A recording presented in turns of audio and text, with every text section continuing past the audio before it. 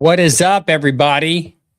Hey, welcome to the Typical Browns Fan Podcast, TBF Pod, baby. Typical Browns Fan Podcast. Thank you guys for tuning in.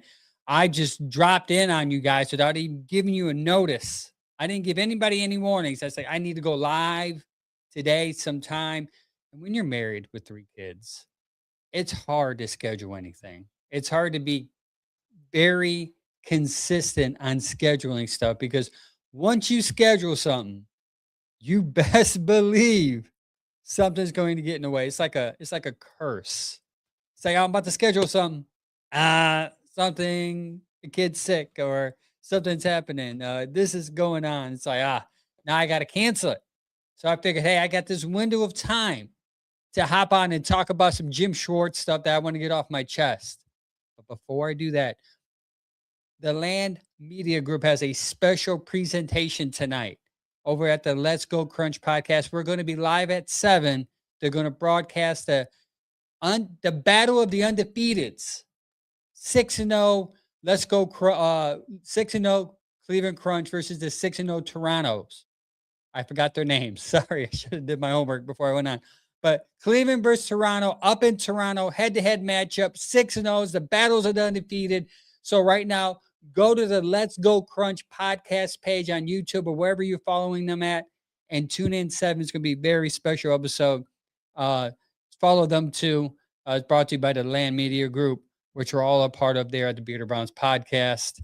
This is the Typical Browns podcast that you're listening to, so thank you for tuning in. Share the stream. Let me know right now where you're listening from, what you're listening on, and most importantly, are you okay with Jim Schwartz resigning? We're going to talk about that a little bit. We're also going to talk about a couple of coaches that got promoted and signed. We're also going to talk about Myles, Garrett, and Carson Schwesinger winning some awards. It's going to be a fun show, so please tune in. This show is brought to you by Lego Heads Barber Saloon. Lego Heads Barber Saloon, located in Berea, Ohio. Listen, I know you guys are always talking about my beard and how beautiful it looks. It's 99% their product. You go there, talk to Marlon, get a haircut, get a beard trim, and you let them know that the Typical Browns fan podcast and the Bearded Browns podcast sent you, and it'll hook you up. It is a fine establishment. He's got good beard products for you to put on your beard to keep it protected from the elements. Like, it's been a harsh winter here in Cleveland, Ohio. Very harsh. I mean, probably all over the United States has been pretty harsh, but specifically here in Strongsville, Ohio, my beard has been dry constantly because of the elements. And when I go out, it's just bad. I'm itching, scratching my beard, but his products help me a lot. I got the beard balm and the beard oil, and I come home, take a shower, put that in. It takes the itch away, and it also helps it nice and strong, and it makes it grow. So go there, get a beard trimmer, buy some products, and let Marlon know we sent you here at the Ohio Land Media Group. So let's get into it, guys. Thank you for tuning in again. Please share the feed, comment below where you're listening from. Let me know who controls the thermostat in your home. It's been a battle here at my house. My wife runs a little hot. I run a little cold. And we have the Nest thermostat. So we're always on the app trying to sneak a couple temperatures up or a couple temperatures down. And it's a battle between sometimes you hear it cut off. Sometimes you hear the thermostat cut on. Our electric bill is super high because of it. But it's a battle because there's elements out there in the winter, blistery cold. When is spring coming? Was it 6 more weeks? Did the groundhog see a shadow? Man, this is probably one of the worst winters I've ever experienced here and that I can remember. Maybe I'm just speaking out of just not memorizing it, but it's been horrible. What's up, Harry? OBX, North Carolina. How is the weather in North Carolina in the OBX? The wonderful, probably beautiful and sunshine. You're probably sitting at a beach watching the show, and I'm sitting there in a hoodie and sweatpants, wondering when am I going to get my next warm food. Man, it is tough here, guys. It is tough. Chewy says, I'm okay with Schwartz resigning because he was an amazing coordinator, but the defense on the road sucked. Yes, you're right. But we did give up 31 points to the Titans. See, people are finally coming to the realization that Jim Schwartz was Jim Schwartz. He's appreciated. Not that not that he isn't like a bum, but we're realizing, he did have some flaws.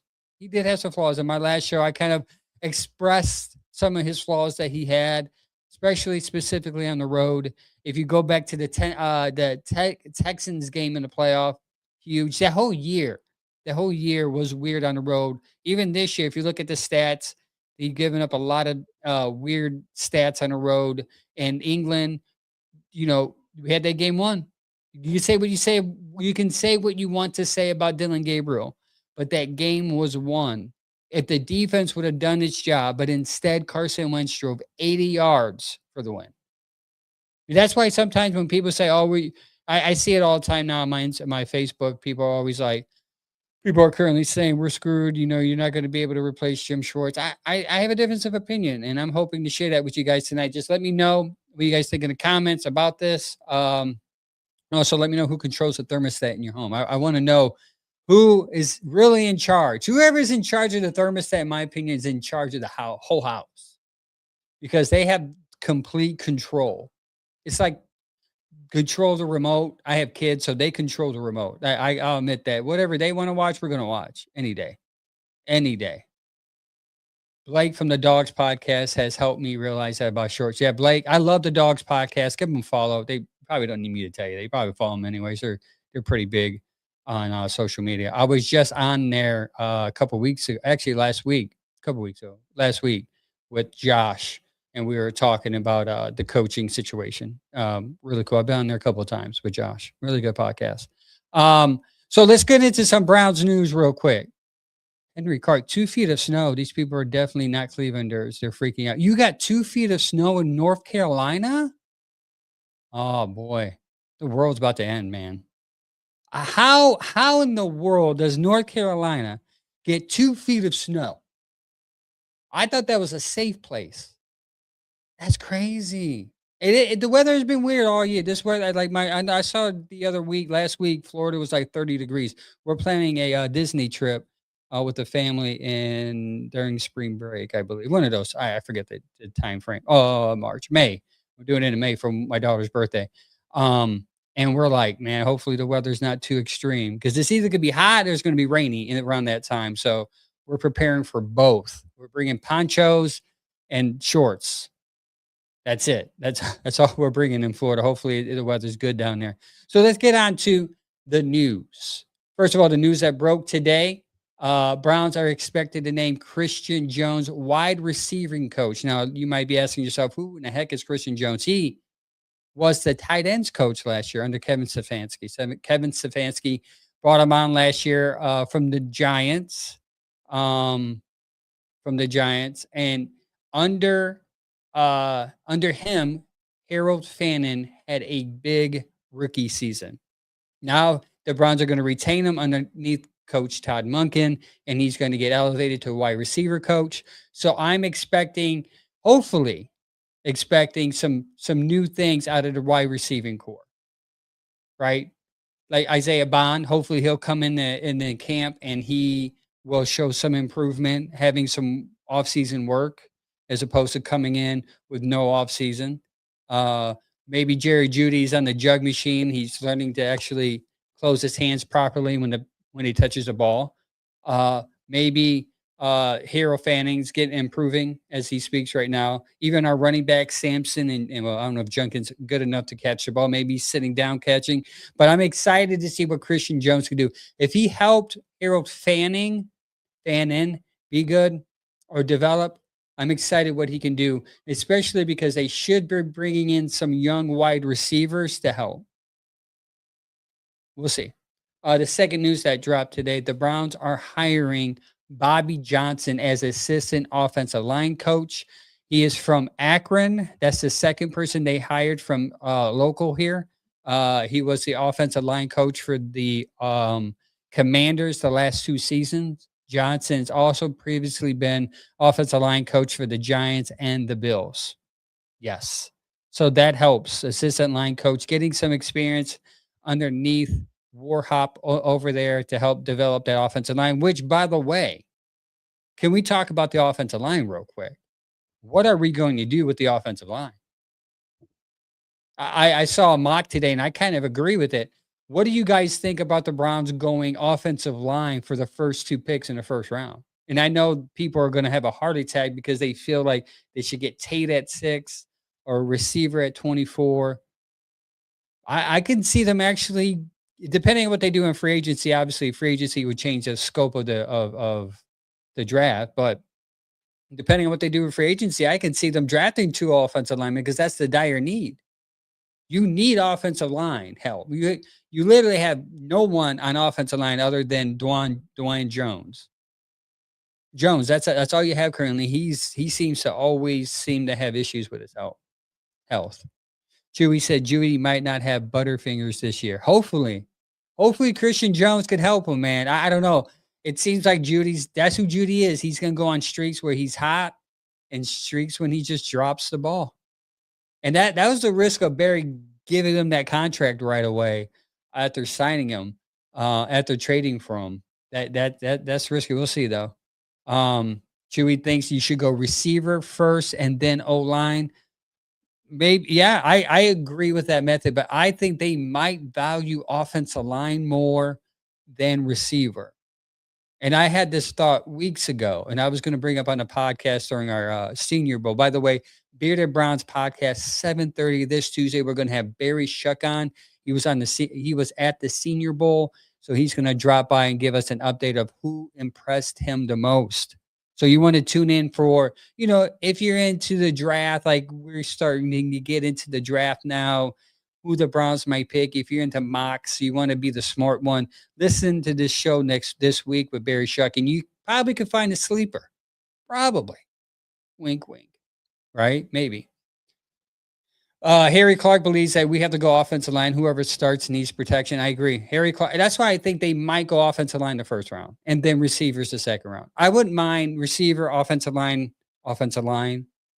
because I do think you need an alpha dog number one receiver. But one thing we can trust, if you trust Barry's last year's draft, that Barry's going to make the right pick, right? Because Barry picked Carson Schwesinger with that second round pick, and everybody nearly had a heart attack. Like, who is this guy? Like, who is this bum? Who are they drafting? Lo and behold, diamond in the rough, Carson Schwesinger. We're going to talk about him a little bit. Josh thinks if we get a free agent wide receiver, go O-line.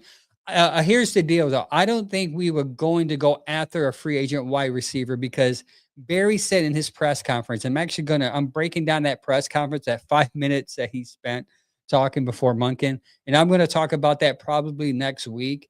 But he broke down what he said in his press conference is that they're looking to get younger. So I don't see them going out and going after a older free agent wide receiver, because I think they're under the impression the offense sucks, and in order to get better, we need to develop young talent.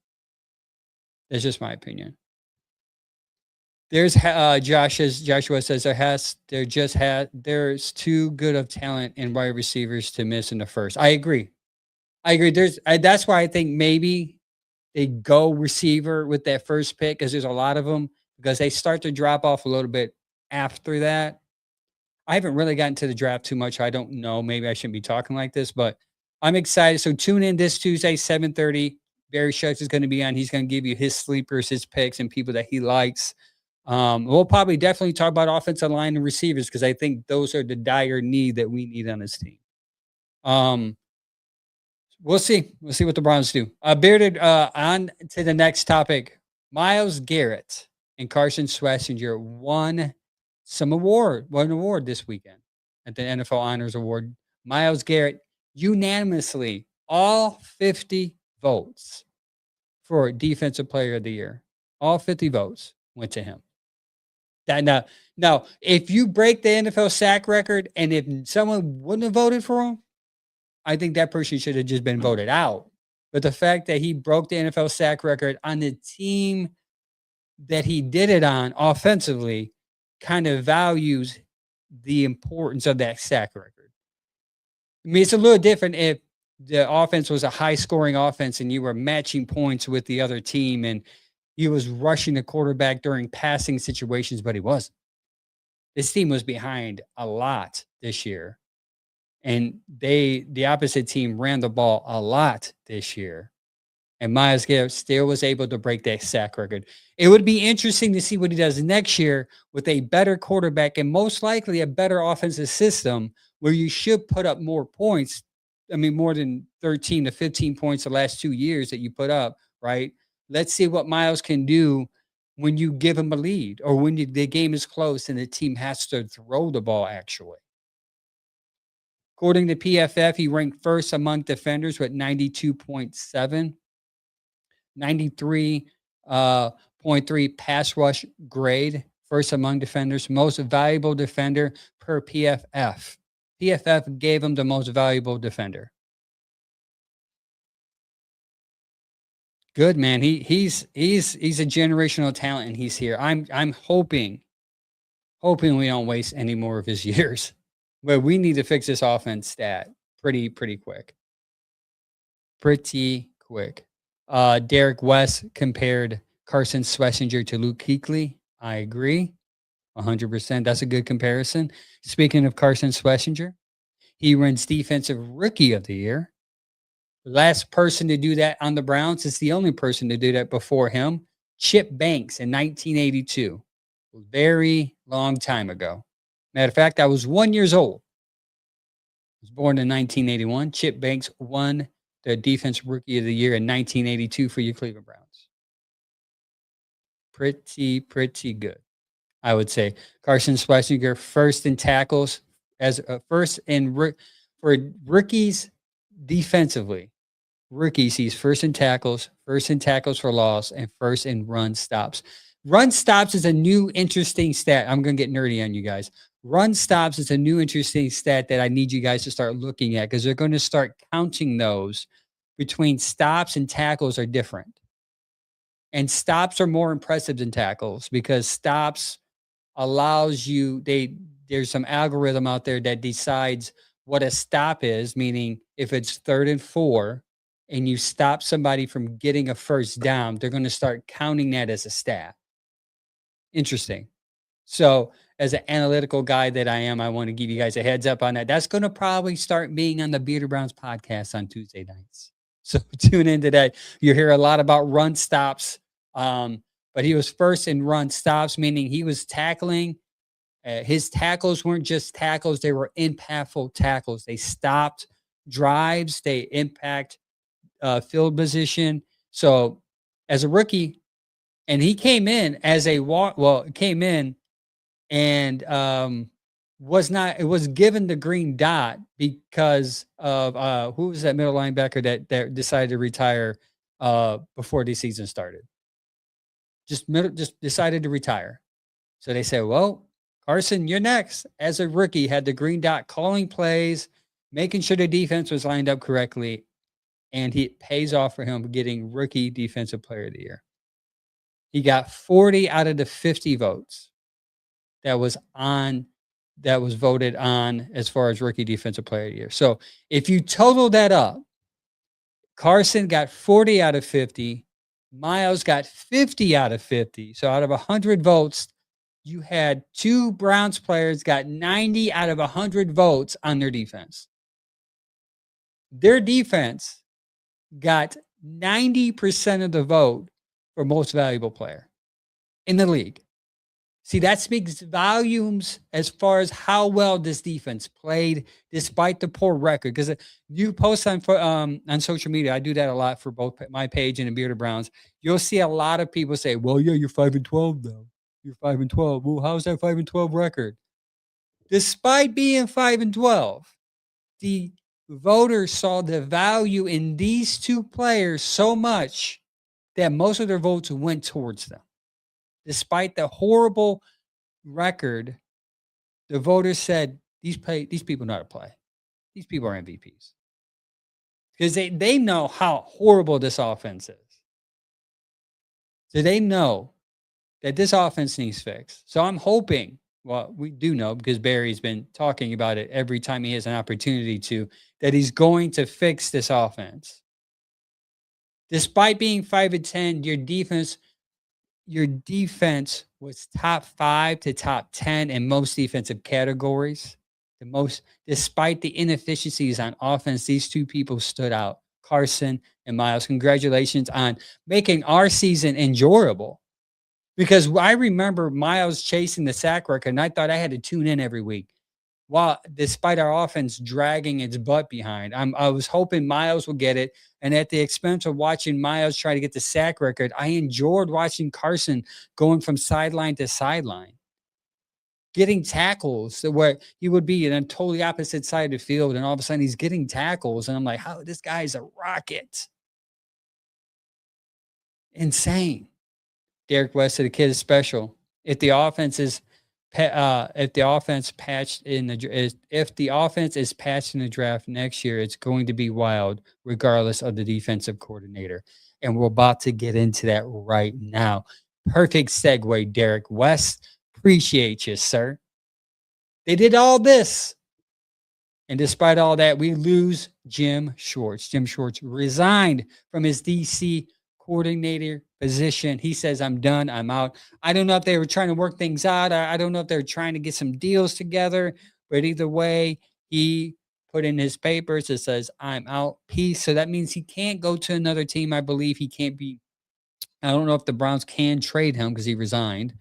Or if he tries to sign with another team, I do think they could get some draft picks for him or a draft pick. I saw as high as a 5th round. So if a team's willing to want to get a 5th round for Jim Schwartz, then we'll see. If not, he'll probably have to sit out the remainder of his contract. It's kind of like the Tomlin situation. Whoever picks him up, they're going to have to give Pittsburgh some draft compensation for it. The organization that the defense ran is still there. The defensive talent, that's why when people say, well, this defense is going to kind of fall off a little bit. I don't know if I agree with that entirely. Now, I'm not trying to minimalize what Jim Schwartz meant to the defense. I'm not trying to say he's a bum of a defensive coordinator. But if you're keeping the scheme, like Todd Monken said, and the players that play the scheme and fit the scheme perfectly are still there, what drop-off is there expected to be? Other than the voice calling the plays. Monken said that we're going to keep the same system. We're going to keep the same game plan for the Browns. He, matter of fact, said a couple of things. He said, when I plan to play the Cleveland Browns, I plan on chipping Myles Garrett, not Jim Schwartz. And while that was being said, reports are coming out saying that while he said that Jim Schwartz was in the building because they were meeting together before the press conference. My guess is they were trying to get a deal done before the press conference happens. But they couldn't. So they came out, was like, you know what, Jim Schwartz is not here. But we're still going to do this press conference. Josh said scheme can undermine talent, though. Yeah, but the scheme is still there and the talent is still there. So basically what you're doing is copy and pasting. So what you do is you find somebody, we're going to get into that, most likely in-house would be my guess, would be who I would want, or somebody who's very well versed of the scheme in which we run. You keep the same cadences, play calling, whatever verbiage you want to use, and you just still play. You still have a leader in the room. You don't have someone like me who's going to probably be talking to these grown men with the Mickey Mouse voice. No, you get a leader who demands respect and demands some type of attention, and then you say, "This is your leader," and then you call plays. To me, it's a copy and paste situation. Copy and paste. We'll see, though. I could be wrong. I've been wrong a lot because I wanted Grant and Shieldhouse, and they got Todd Monken. So don't come here for any news other than my opinion, because most likely I will be wrong. Also, too, I wanted Kenny Pickett so to start the season last year because I was hoping it would work well as far as the handoff is concerned. But it didn't go that way. Horrible quarterback situation, regardless of whoever was quarterback. It was a horrible offensive year. Let's not bring that up. I'm getting PTSD just thinking about it. I don't think Munkin's comments were meant to be a slight at Schwartz. I think he felt the way when he said that when I plan for the Browns, I plan to chip Myles, not Carson, not my I plan to chip Myles, not Jim. And he also said that we're going to run the same scheme. And he said one more thing. Oh, that he came here for the players, not Jim Schwartz. I don't think he said all these things and he said it at this point of the press conference because before then, two questions came in. And the second question, he said, listen, I'm not going to get into Jim Schwartz thing. I want to be respectful. A couple of questions come in. And the next question is this question about Jim Schwartz and the scheme. And he said, listen, he even said it. He said those words. He said, I wasn't going to get into this right now, but I think I need to say it. He said, I came here for the players, not Jim Schwartz. I think the players in this scheme are going to fit, and I'm not going to do anything. And in that same room were the same people that worked underneath Jim Schwartz. All Jim Schwartz assistants was in that room hearing him say, we're not changing anything. We're going to change the scheme. We're not going to change the scheme. We're going to keep the scheme. We're going to run fast pace. This is what this team is comfortable in. This is what they're best at. I played against this defense 6 times. They're great. We're not changing anything. So I don't think it was a slight at Schwartz. I think he was more reassuring the team underneath Schwartz that their jobs are safe. Munkin was asked about Schwartz 3 times before this comment was dropped. 3 times. And I think he got a little frustrated. He even said I wasn't even going. He didn't want to bring it up, but he was forced to because they kept on asking. And you notice after that question, it stopped after that answer. So here he asks, any DC names being thrown out there? Perfect segue. It's like you guys are in my notes right now. We're going to get into the names that I found and the names that I would be interested in. Now, there's probably more names out there. So don't refer to me as the main source of information, but these are the people that I think can fit in well with this scheming system. Okay. 2 of them are already in-house. And something tells me that they're going to stay in-house here. I think they're going to promote within. Now, I think whatever decision they make is going to be the best decision for the team. But I cannot see them going outside of the building, bringing somebody in after changing from Jim Schwartz. I think it'd be better for them. I think it will be better for them to promote within to keep morale up. So with that being said, my first candidate is Banda. Ephraim Banda. Ephraim Banda, a lot of people, I've been posting him. If you follow me on social media, you kind of know who he is. I've been talking about him for the last couple of weeks. A lot of people are saying, who is this guy? It doesn't make sense. He's a bum. And he's like, you don't even know who he is, but yet you're calling him a bum. It's weird. When Jim Schwartz came in, this is the reason why I'm starting with him, because I think he's probably high on the totem pole here. When Jim Schwartz came in 2023, Banda came in with him. He was handpicked by Jim Schwartz to help run the back end of the defense as a safety coach, and to be the defense pass game coordinator. Banda has been deeply involved in the coverage structure. He disguised packages in the weekly game planning on defense. He already knows the system. He has been a part of the game plan. He has been disguising packages.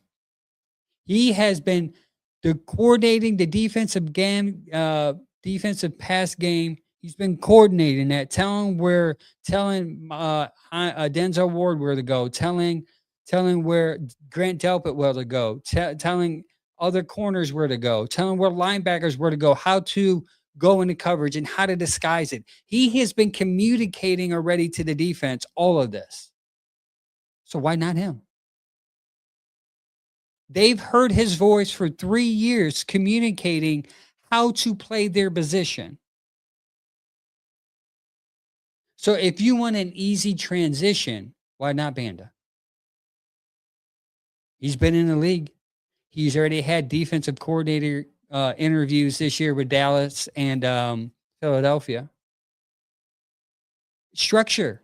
He has been under the Jim Schwartz structure for 3 years. And you keep the togetherness of the group, right? You keep the same voice in there in their heads. I'm sure Denzel Ward won't mind Banda being still there.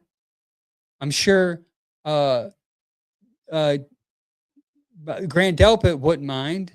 Which, by the way, I'm more worried about Grant Delpit. I think we need to get on him and sign because I think if there, we're so focused on Myles Garrett wanting to request a trade. Grant Delpit's got 1 year on his deal. He can choose to sign or not sign, and then go somewhere else for some more money. I think Grant Delpit should be the focal point of fans' worry right now because Grant Delpit has helped change the back end of that defense, playing in box safety. That's something that put a pin in that. We'll have to talk about that later. Also, playing press man defense with Campbell. Campbell is so good going from Jacksonville to here. Why? Banda's communication of how to operate and where to go and where to be and how to play a ball. Second name, I believe, could be a potential in-house candidate. And I think a lot of you know him because every time I bring up Banda's name, you guys bring up Jason Tarver. This is an easy transition here with both of these guys. Jason Tarver was here long before Schwartz. He's here the longest. He's coached the defense before the Raiders. Derek West says, I believe in the defense and the development. Schwesinger has already got the green dot in his first year. Yep. Mason Graham has performed. We're about to get into Bush right now. Jason Tarver has developed linebackers very well here. JOK, Schwesinger, Bush. Linebackers have played well. Bush was a bum before he came here. And now he'll probably get a bigger contract somewhere else because probably we won't be able to pay him, unfortunately. But he improved here. So when you look at Jason Tarver, you say, wow, there's some development there. He's developed talent. And that's what you want to see as a defensive coordinator. Somebody who was hung out to dry with Devin Bush comes in and Tarver sees what he does well and executes it. Puts him in positions to be successful. All that points to exactly what Monken was talking about, highlighting people's strengths and operating and focusing on that and let them work with their strengths. Tarver was doing that. JOK didn't have a good rookie year. He developed over time before, unfortunately, his injury. He was developing well up to that point. Schwesinger, you have to put some Tarver on that. I don't want to diminish what Schwartz had to do, but Tarver works with the linebackers every day. So if you're going to give Schwartz credit for Schwesinger, you got to give Tarver a lot more credit because he been the one communicating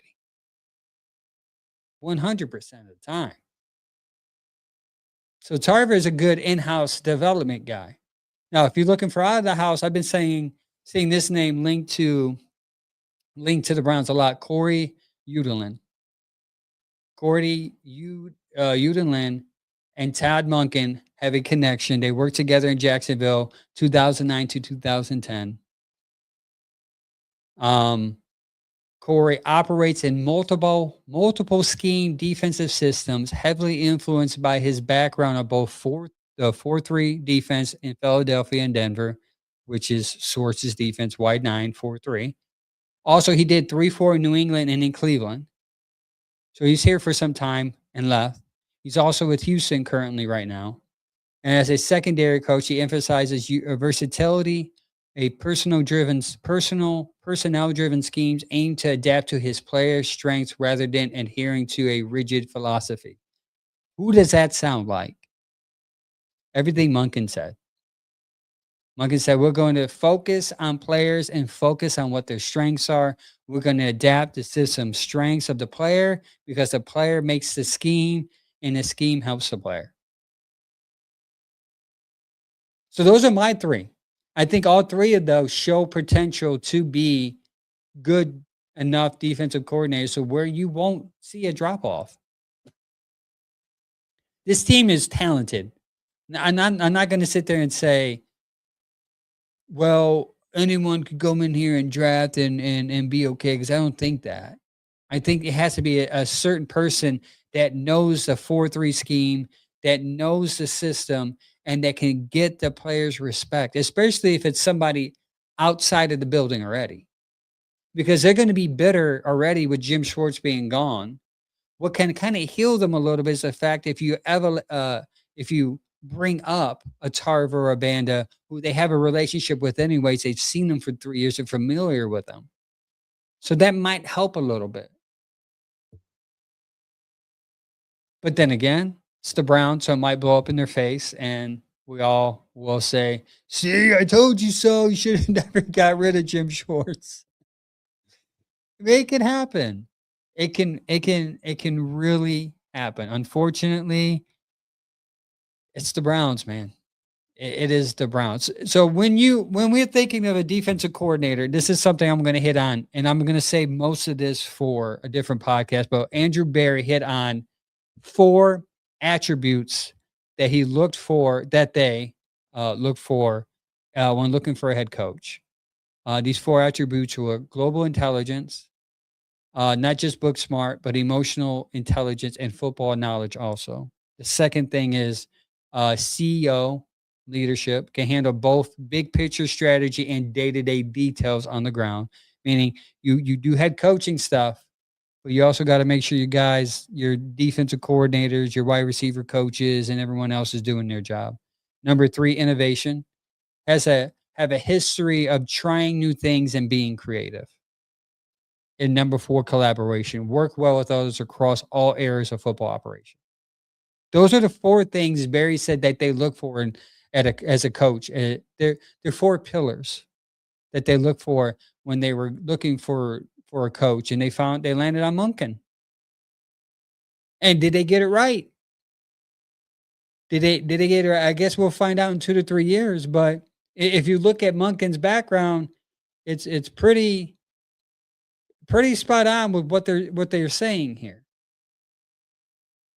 Barry said they were also looking at characteristics of these things in a coach. These characteristics, a performance track record where they've been through all where they've been through their all where they have been through all their career and how their units have done. So the 3 characteristics outside of the 4 attributes are performance track record, where they've been throughout their career, and how the units in which they have had been in charge of performed. So when you're looking at it, your defensive coordinator, you're going to have to look at it from this lens. So when you think of Tarver, I brought up some points about Tarver. The linebackers have developed well. When you think of Banda, you have to think of how well has our pass defense been this past couple of years. One of the best in the league last year. Where they struggled with was the run defense, unfortunately. Sadly. Specifically on the road. So when we're viewing the next defensive coordinator, those are the things to look at, those 7 things.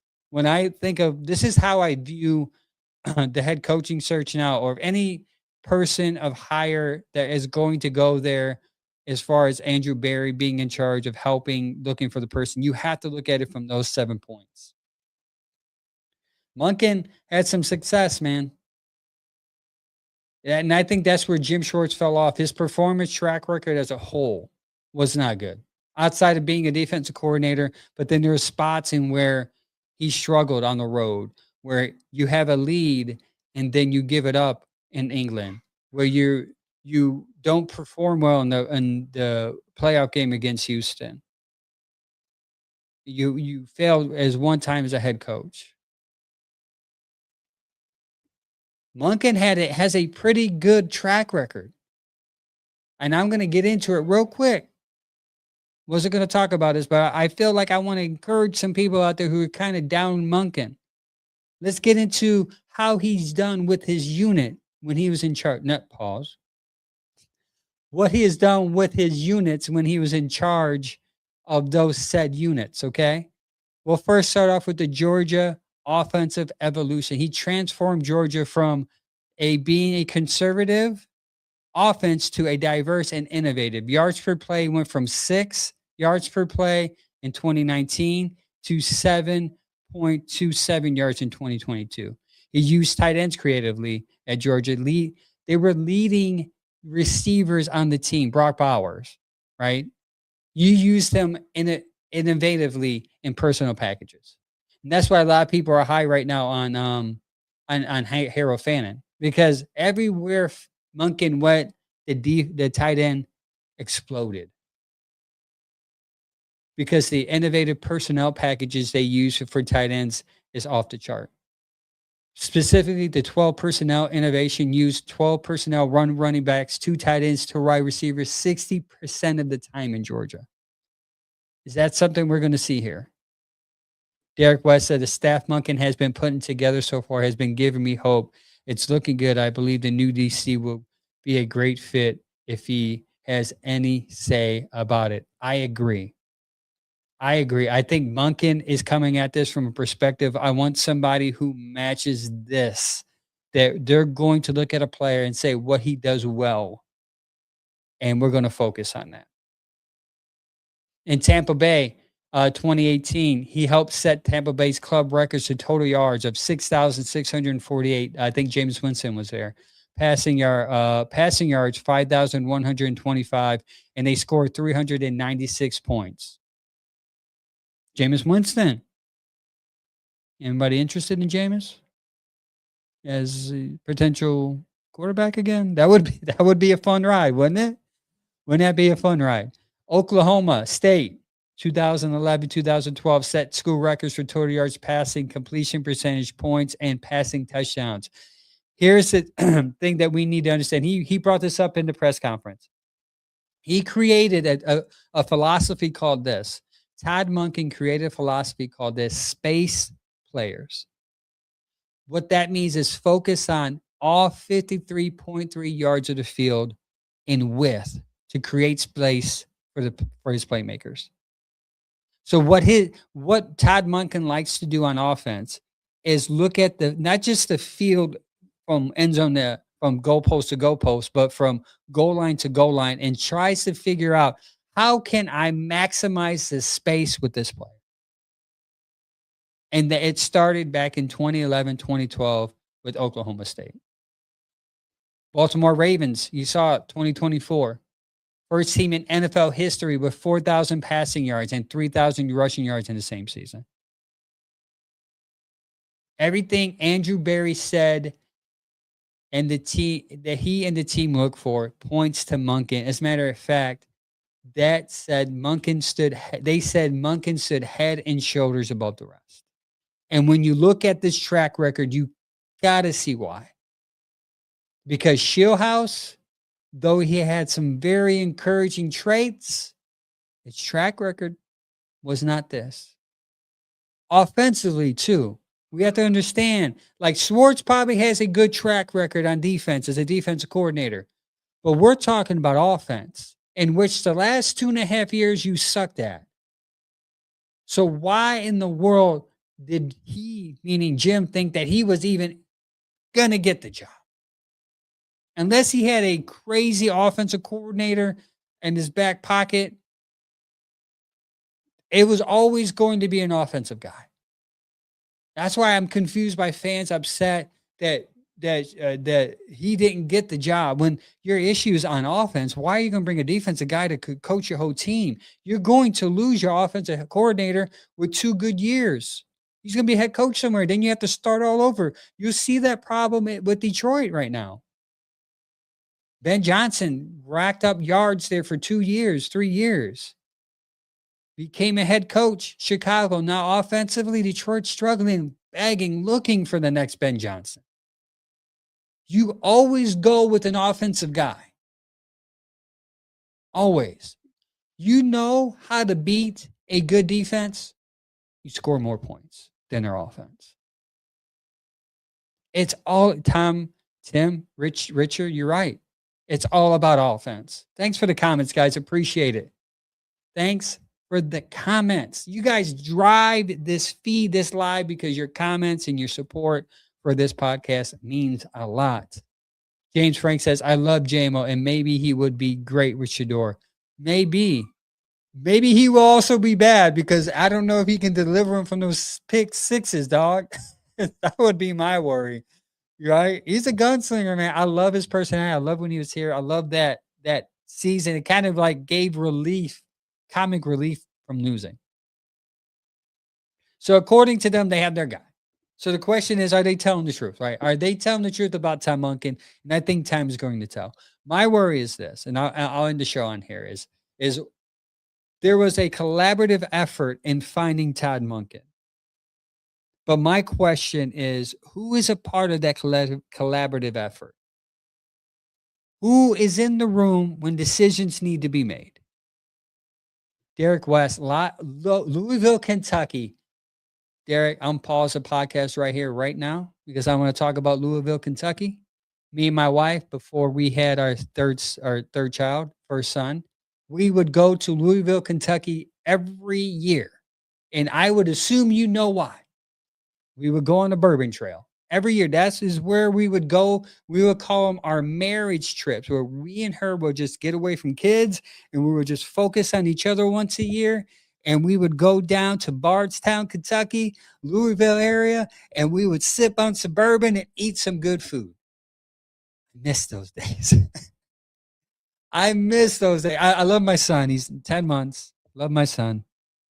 But I miss being able to have that type of freedom. Louisville, Kentucky is one of my favorite places to go.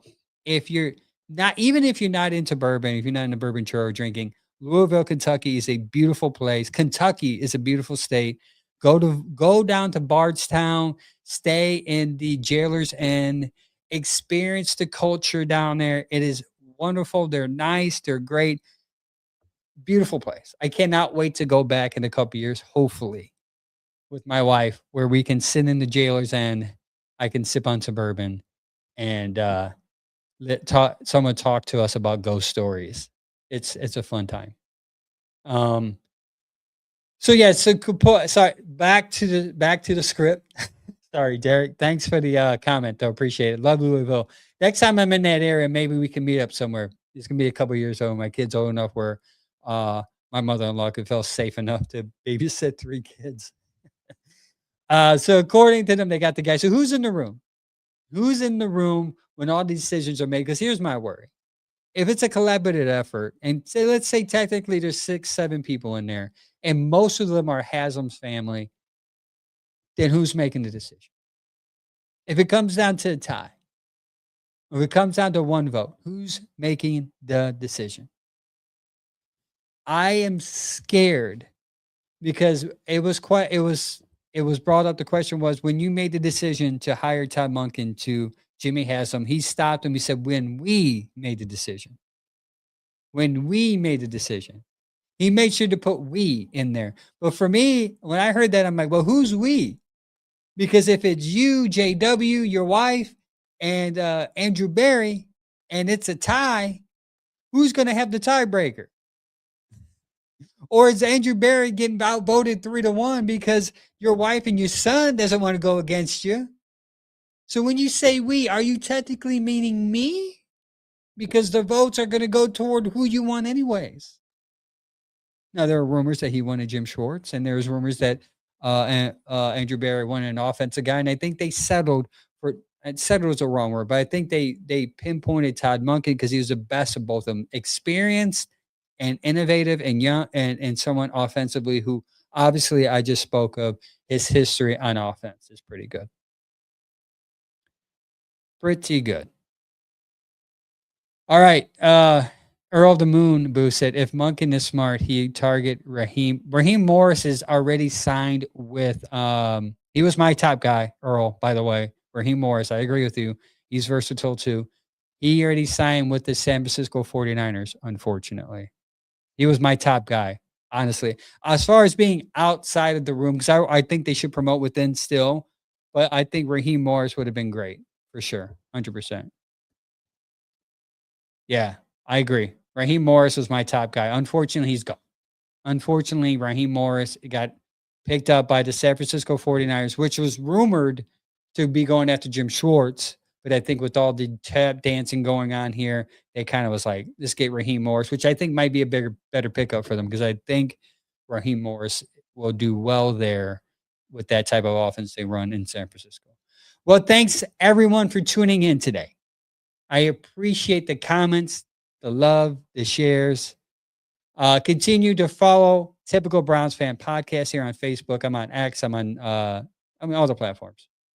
Follow me there. Also, don't forget 7:30 live, all platforms. The Bearded Browns podcast. We will go live. We will have Barry Shuck. We will talk about the Senior Bowl. He will give us his sleepers and those who impressed him. So you might want to tune in and jot some names down. Start looking up some stats because they might be in your Browns team next year. And don't forget Saturdays 10 o'clock Browns Morning Brew. We will be live. The guys will be live 10 o'clock. And the special episode of Let's Go Crunch tonight. They're going to live stream the game. It's a live stream party. Battle of 6-0s, Cleveland versus Toronto. Tune in and just talk with the guy. Even if you don't know soccer, I'm thinking about tuning in. I don't know much about soccer, but I'm going to support the Land Media Group and I'm going to support the Let's Go podcast. I'm going to help the algorithm push that out. I'm going to comment. I'm going to ask questions about soccer. I'm going to say, why did they kick the ball? What does this mean? What is the red card? That helps you get to know soccer. Soccer is actually coming up as a sport in America. So I think we should get ahead of that. Haywood Armstrong says, I just read an article that says Schwartz decided to stay. What do you know? Go Browns. You just read an article just now that Schwartz decided to stay? I don't know if that's true. I mean, I've been on here for the last 52 minutes. So that would be the last person to ask. I would assume one of my guys would have texted me. Nope, nothing. Nothing. So I don't know. I'll look into that. Follow our socials and you will find out if Jim Schwartz is staying or not. Well, that's all I have for you tonight. Thanks everybody tuning in. Give us a follow. The Land Media Group, give them a follow. Let's Go Crunch Podcast. Give them a follow. Bearded Browns Podcast. Give them a follow. Typical Browns Fan Podcast. Give me a follow. Until next time, like always, go Browns.